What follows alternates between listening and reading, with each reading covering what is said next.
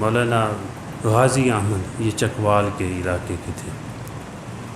یہ چھوٹے بچپن میں مسلمان ہوئے، 13 سال کی عمر میں تقریباً مسلمان ہوئے، بڑی تکلیف اٹھائی۔ وہ خود اپنا واقعہ بیان کرتے ہیں، ان کی کتاب ہے من الظلمات الی النور، اس میں انہوں نے اپنا واقعہ بیان کیا ہے، پوری کتاب ہے اور کئی زبانوں میں وہ چھپ چکی ہے۔ وہ کہتے ہیں کہ جب پاکستان بنا، ہندو جب واپس جا رہے تھے تو میری خالہ نے مجھے کوئی امانت دی، بوری کے اندر، تروڑ کے اندر جو ہے کچھ چیزیں دی کہ یہ آپ رکھ لیں، اگر ہم واپس جانے لگیں، چکوال میں ریل آ جائے اور انڈیا میں واپس ہم جانے لگیں تو ہمیں دے دینا، اگر ہم مر جائیں تو تم رکھ لینا، تمہارے کام آئے گا۔ وہ سب ہندو تھے، یہ مسلمان ہو چکے تھے، تقریباً 13 سال کی عمر تھی، بچے ہی ہوتا ہے 13 سال۔ کہتے ہیں وہ بوری جو ہے وہ دے کر چلے گئے، خود چکوال میں انتظار کرنے لگے۔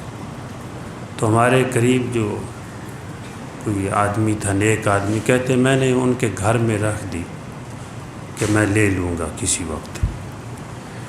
کہتے ہیں کہ ہم نے سوچا پتہ نہیں اس بوری میں ہے کیا، دیکھیں تو صحیح۔ کہتے ہیں ہم نے وہ بوری کھول کر دیکھی، اس میں تقریباً 20 کلو چاندی تھی اور 2 کلو سونا تھا تقریباً۔ تو ہم نے اس کو بند کر دیا کہ چلو جب جانے لگے تو انشاءاللہ دے دیں گے۔ تو پتہ چلا کہ ریل آ چکی ہے اور یہ قافلہ، یہاں سے قافلے جاتے تھے، پھر ادھر سے ادھر کو آ رہے تھے، تو ہم ان تک یہ ان کا مال پہنچا دیں۔ کہتے میں نے سائیکل پہ رکھا، ڈر رہا تھا، راستے میں 2 سکھوں کی لاشیں بھی دیکھیں، مرے ہوئے تھے، لیکن میں نے یہ سوچا کہ یہ امانت جو ہے ان تک پہنچانی ہے۔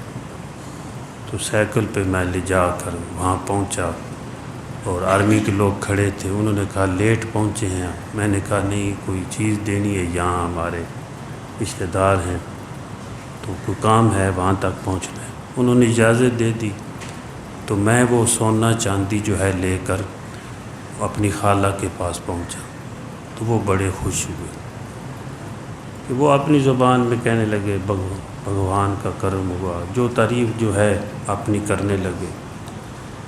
تو ایک بیچ میں کہنے لگا کہ یہ امانت کیوں نہ واپس کرتا، ہندو کا خون ہے۔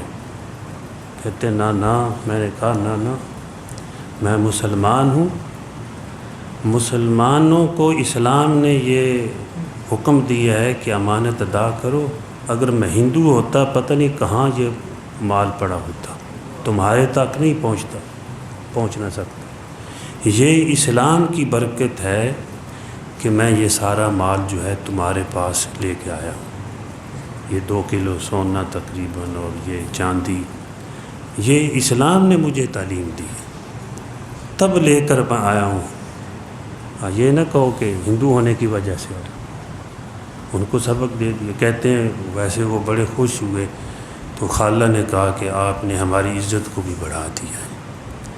اور وہ کہنے لگا آدمی، اگر آپ جیسے سارے مسلمان ہوں تو ہم یہاں سے جائیں نہ، ہم اپنے مال کو چھوڑ کر یہاں سے جاتے ہی نہ، اگر آپ جیسے مسلمان ہوتے۔ پتہ چلا کہ مسلمان کی زندگی بہتر ہو تو کافر بھی جو ہے وہ متاثر ہوئے بغیر رہ نہیں سکتا۔ یہ امانت کی جو ہے برکت تھی، اور وہ خود کیسے 13 سال کی عمر میں اسلام کو قبول کیا، اتنے باادب تھے، پھر عالم بھی بنے بعد میں، غالباً دارالعلوم دیوبند میں پڑھے جا کر، تو پھر وہاں پہ پروفیسر بھی لگے چکوال کے اندر۔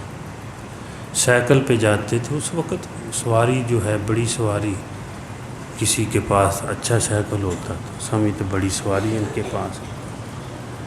تو کہتے ہیں کہ بچپن میں نے مسلمان بچوں کے ساتھ ایک دن 15 شعبان کی رات کو مسجد میں گیا، تو وہاں بیٹھے رہے، جیسے دوسرے بچے وہاں کچھ کرتے رہے، میں بھی وہاں بیٹھا رہا۔ تو میں سو گیا وہاں پر۔ میں نے دیکھا کہ لوگ حج پر جا رہے ہیں، میں بھی جا رہا تھا، میں بھی چلا گیا خواب کے اندر۔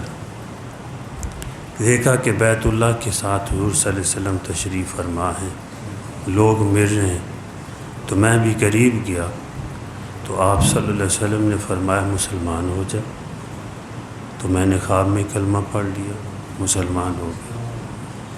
یہ بچپن میں جو ہے کہتے ہیں، اس طرح مجھے اللہ پاک نے ایمان کی دولت نصیب فرمائی۔ جب میں جاگا تو پھر مسلمان ہی رہا، اور پھر بڑی تکلیفیں آئیں۔ لوگ جو ہیں غیر مسلم جو بڑی تکلیف دیتے تھے، جو بھی مسلمان ہو جاتا، مکہ معظمہ میں بھی کتنی تکلیفیں دیتے تھے، یہاں بر صغیر پاک و ہند میں بھی اگر کوئی مسلمان ہو جاتا، آج بھی ہو جاتا ہے، تو پھر بھی بڑی بڑی تکلیف دیتے ہیں۔ تو بڑا پریشان ہوا، لیکن کہتے ہیں کہ ساری عمر میں نے یاد رکھا کہ اس مسجد میں مجھے ایمان نصیب ہوا۔ کہتے ہیں میں جب پڑھانے کے لیے کالج میں جاتا تو راستے میں جب وہ مسجد آتی جہاں پر میں سویا ہوا تھا، تو یہ خواب نظر آیا اور میں مسلمان ہوا، تو میں وہاں سے سائیکل سے اتر جاتا تھا، اتر کر وہاں سے گزر کر پھر میں سائیکل پہ بیٹھتا تھا، اس لیے کہ یہاں مجھے ایمان نصیب ہوا ہے، اللہ اور اللہ کے رسول کی پہچان ہوئی ہے، یہاں کلمہ نصیب ہوا ہے، لا الہ الا اللہ محمد رسول۔ اتنے بڑے ہمارے بڑے باادب تھے، اللہ ہمیں بھی باادب بنا دے۔ یہ بات سامنے آ گئی ہے، میں نے کئی مرتبہ سنایا، مولانا جلال الدین رومی رحمۃ اللہ علیہ فرماتے ہیں کہ بے ادب خود تباہ ہی نہیں ہوتا، وہ ایک معاشرے کو تباہ کرتا ہے۔ مسلمان کو تو قدم قدم پر ادب سکھایا گیا ہے، یہ گھر سے نکلتا ہے تو اس کو ادب سکھایا گیا، دایاں پاؤں کے ساتھ نکل، یہ ادب ہے۔ بسم اللہ توکلت علی اللہ پڑھ کر نکل، یہاں مسجد میں آیا ہے تو یہاں بھی ادب سکھایا گیا کہ ویسے نہیں آیا ہے تو داخل ہو جا، ہاں پہلے دایاں پاؤں رکھ، پڑھ بسم اللہ، الصلاۃ والسلام علی رسول اللہ، یا اللہم صلی علی محمد وعلی آل محمد، اللہم افتح لی ابواب رحمتک، نویت سنت الاعتکاف ما دمت فی ہذہ المسجد، کہ جب تک میں مسجد میں رہوں گا اعتکاف کی نیت کر لی جائے، یہ اعتکاف کی نیت کر کے بیٹھتے ہیں۔ اور یہاں بھی آ کر یہ سمجھایا گیا ہے کہ جو لوگ آئے ہوئے ہیں ان کا اکرام کرنا ہے، ان کو تکلیف نہیں دینی، پریشان نہیں کرنا۔ آپ صلی اللہ علیہ وسلم نے یہ تعلیم ہے کہ آؤ اور نماز پڑھو خاموشی کے ساتھ، اور خاموشی کے ساتھ چلے جاؤ۔ مطلب کیا ہے، کسی سے لڑائی جھگڑا شور شرابہ نہ ہو۔ اس سے جو ہے حدیث اگلے دن حدیث پڑھی گئی ہے عصر کے بعد کہ اس سے منع کیا گیا ہے کہ شور شرابہ جیسے بازاروں میں کیا جاتا ہے مسجد میں نہ کیا جائے۔ تو مولانا غازی احمد صاحب رحمۃ اللہ علیہ یہ عمل کیا تو دوسرے ہندو بھی متاثر ہو رہے ہیں کہ آپ جیسے اگر مسلمان یہاں پر سارے ہوتے تو ہم واپس ہی نہ جاتے، یہاں رہتے۔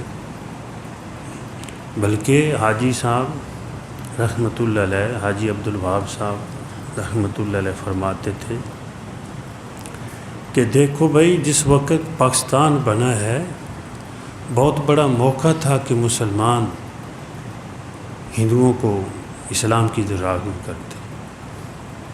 جب ادھر اگر ظلم بھی ہو رہا تھا، ادھر سے ان کے اندر ایک شفقت ہوتی،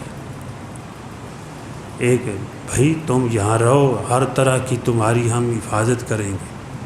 وہ مسلم معاشرے میں رہتے تو مسلمان ہوتے آج، اور کتنے لوگ بعد میں مسلمان بھی ہوئے ہیں۔